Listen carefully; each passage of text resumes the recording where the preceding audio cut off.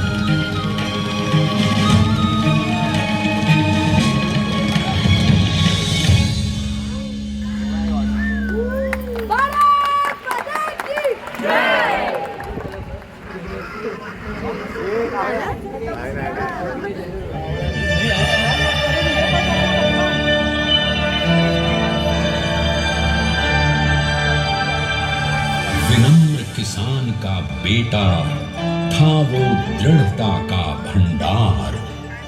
वल्लभ भाई पटेल नाम कहलाता था सरदार। कृषक कार्मिक जनगण से था उसको प्यार अपार। अखिल देश ने उसे रहनुमा किया था स्वीकार।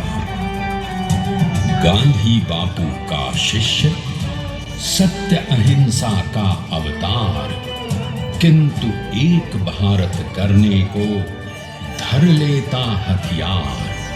लौह पुरुष संबोधन था वो लोहे की दीवार। तेज पुंज तुम, शक्तिपीठ तुम, बल का सागर अपरंपार। ऋणी देश का नम्र नमन तुम स्वीकारो सरदार।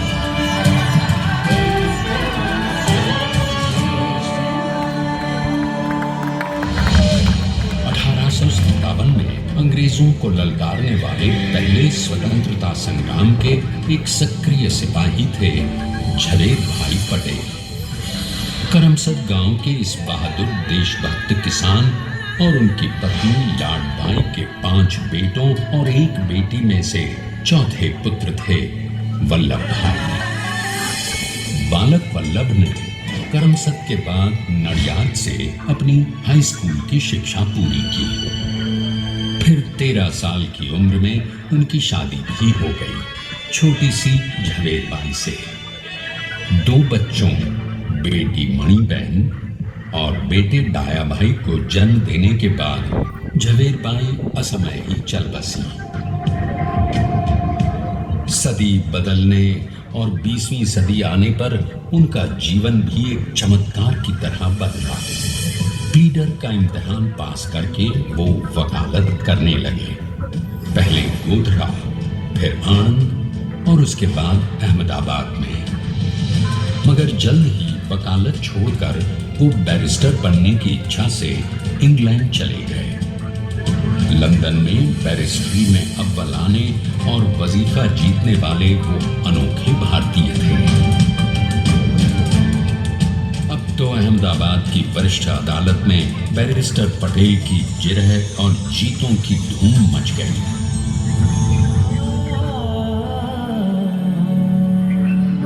तभी एक युग पुरुष ने वल्लभ भाई के जीवन की धारा ही बदल दी।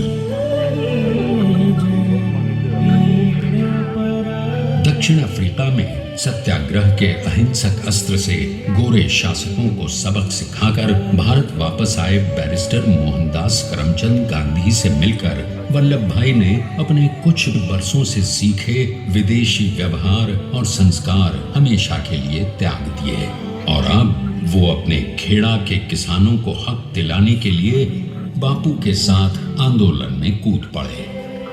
अब उनके पैरों में जूते नहीं, गांव की धूल थी। हृदय में भारत भूमि की शस्य श्यामला धरती, मन में थे गांधी और मस्तिष्क में एक नए स्वतंत्र भारत का सपना।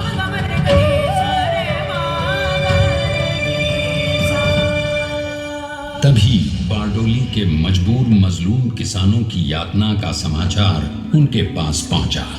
तुरंत वल्लभ भाई वहां पहुंचे और यूं शुरू हुआ भारत का सबसे बड़ा और सफल किसान आंदोलन बारडोली। वल्लभ भाई ने बारडोली के 87,000 किसानों को ऐसा अटल अडिग अचल मनोबल दिया कि अंग्रेजी सरकार हिल गई और 1 बरस के बाद उनका लगान माफ कर दिया गया। अब तो पूरे देश में लोग वल्लभ भाई के नाम की कस्में खाने लगे। स्वयं महात्मा गांधी ने कहा, अब वल्लभ भाई मेरे शिष्य या साथी नहीं, सारे देश के सरदार हैं और देश को मिल गया एक अनोखा असरदार सरदार।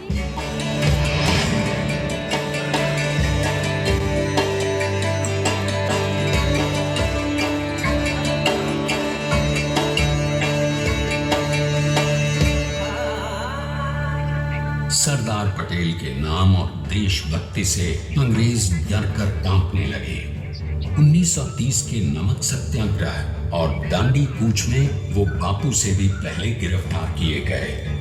तो सन 1932 में फिर उन्हें बापू के साथ ही जेल में 2 सालों के लिए डाल दिया गया।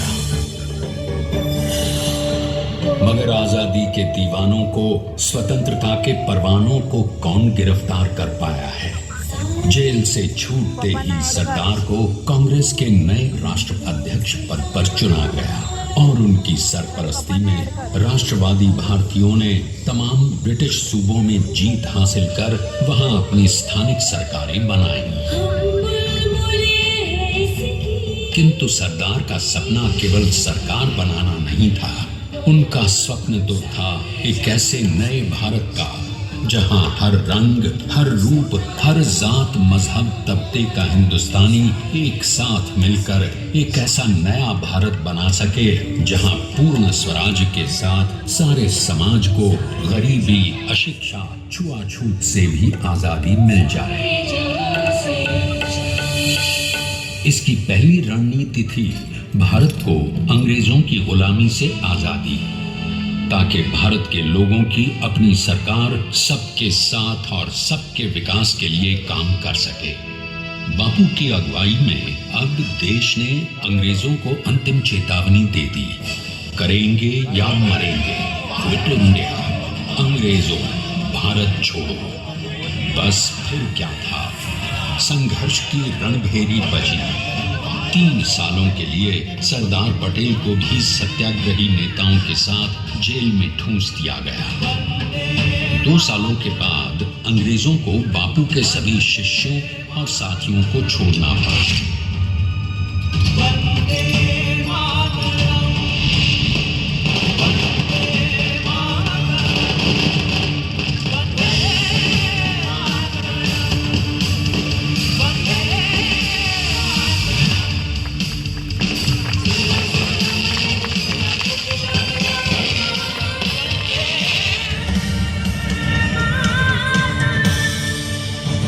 स्वतंत्रता के स्वप्न के सच होने के साथ अब सरदार पर कई एक नई जिम्मेदारियां थीं। आने वाली आजादी की तैयारी और एक नए भारत के लिए नए लोकतांत्रिक संविधान की संरचना। जैसा उनके साथी ने खुद कहा था, सरदार ने ही छेनी हथौड़ी लेकर एक नए भारत को उकेरा है।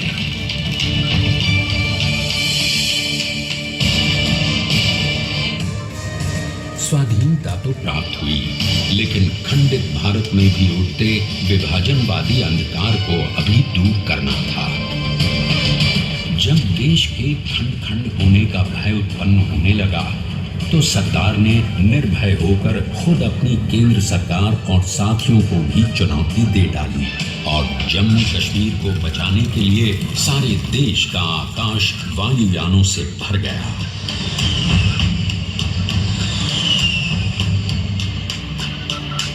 और फिर हैदराबाद और जूनागढ़ के भारत में विलयीकरण को पाकिस्तान से चुनौती मिली। सरदार चाहते थे कि देश की 1 इंच धरती अब और विभाजित नहीं होनी चाहिए।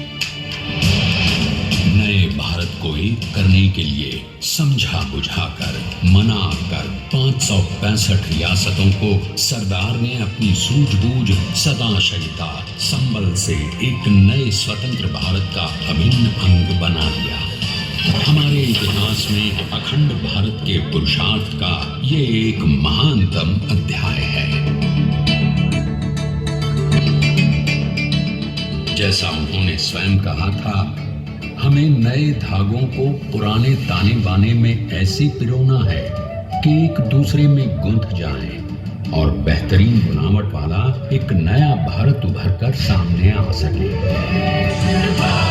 अंततः अपने वज्र दृढ़ संकल्प से एक नया विराट विशाल एक भारत श्रेष्ठ भारत बनाकर दिखा ही दिया सरदार ने।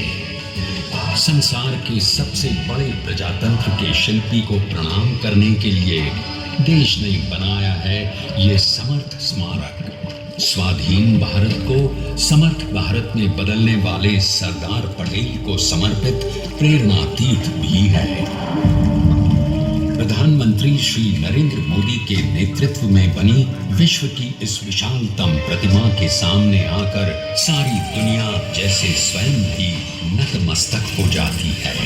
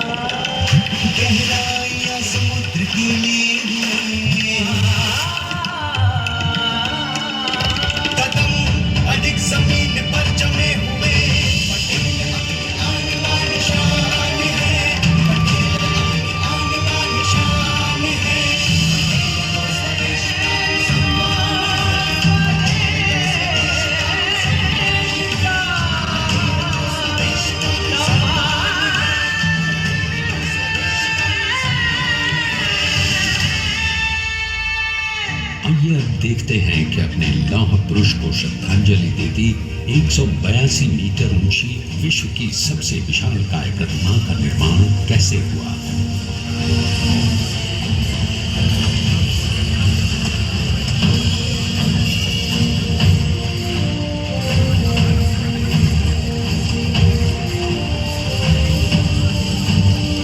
चुनती इस अद्वितीय अभूतपूर्व प्रतिमा को बनाने के लिए सबसे पहले नदी पर 4500 क्यूबिक मीटर का राफ्ट बना और फिर सीधा 600 फीट का कंक्रीट का कोर बनाया गया।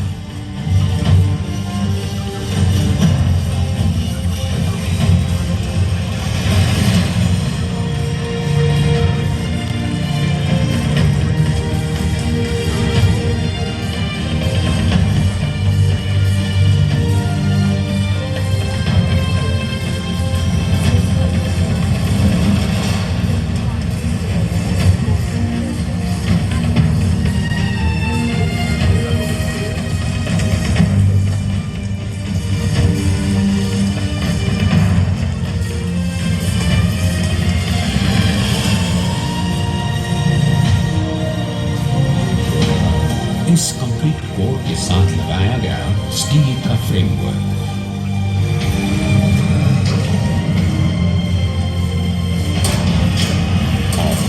इस फ्रेमिंग पर 6500 ब्रॉन्ज के पीसेस लगाए गए।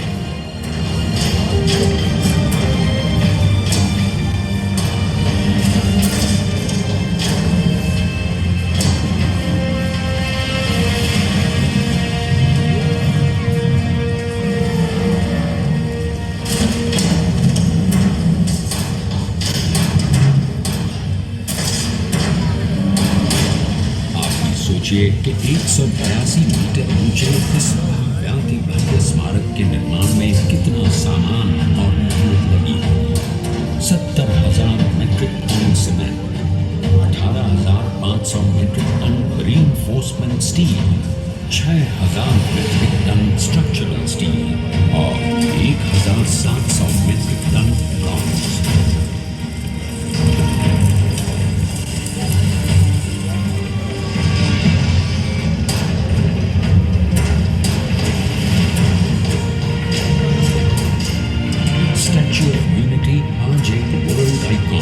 और इसे मुमकिन बनाने में एक सेकंड भी ब्रेक लिए बिना देश भर की टीम्स ने 24/7 काम किया।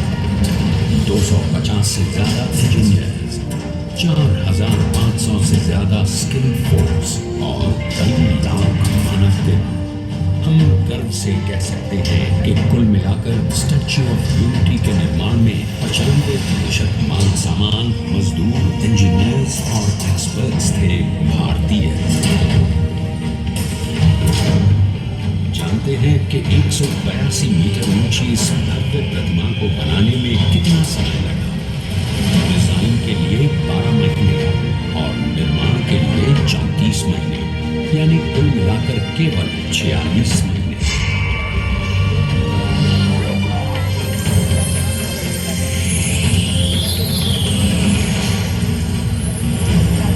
और इसी तरह बनी देश के शिल्पकार की एक अनोखी अद्वितीय विशाल प्रतिमा, जो सिर्फ आज ही नहीं बल्कि आने वाले न जाने कितने सालों तक यूं ही चमचमाती रहेगी।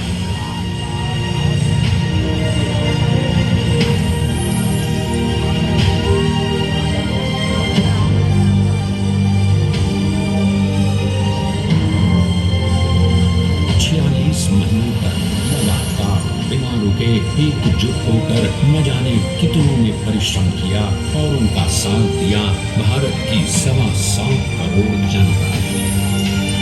और तभी मुमकिन हो पाया एक ऐतिहासिक निर्माण जो आज कहलाता है भारत की नई पहचान। स्टैच्यू ऑफ यूनिटी, विश्व की सबसे ऊंची प्रतिमा। भारत माता की। सरदार ने अपनी गंभीरता, शालीनता और दूरदर्शिता से भारत को संगठित करने के असंभव कार्य को संभव कर दिखाया। आइए आज हम सब उन्हीं की महिमा में विश्व के सामने एक उदाहरण रखें, क्योंकि ये ही भारत को श्रेष्ठता के मार्ग पर ले जाएगा। हमारा कर्तव्य ये है कि हमें निश्चय कर लेना चाहिए कि हमें हिंदुस्तान में जितने लोग हैं सबको मिल के भाई भाई की तरह रहना है। स्टैच्यू ऑफ यूनिटी एकता की प्रतिमा और श्रेष्ठता का प्रतिबिंब है। एक पहल है इस अखंड भारत को श्रेष्ठ भारत बनाने के सपने को पूरा करने के लिए। एक पुकार है हम सबको एकजुट होने के लिए। एक आंदोलन है भारत को सबसे आगे ले जाने के लिए, श्रेष्ठ बनाने के लिए। आपके योगदान और विश्वास से ही बनेगा एक भारत श्रेष्ठ भारत। एकता का स्मारक, एकता का संदेश है कि भाषा अनेक, भाव एक, राज्य अनेक, राष्ट्र एक, पंथ अनेक, लक्ष्य एक, बोली अनेक, स्वर एक, रंग अनेक, तिरंगा एक, समाज अनेक,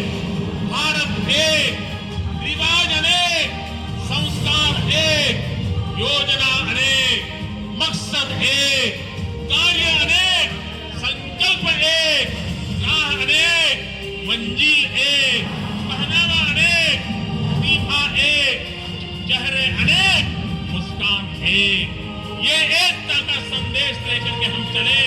और भाइयों बहनों, ये भारत की विशेषता है, विविधता में एकता। यही भारत की विशेषता है।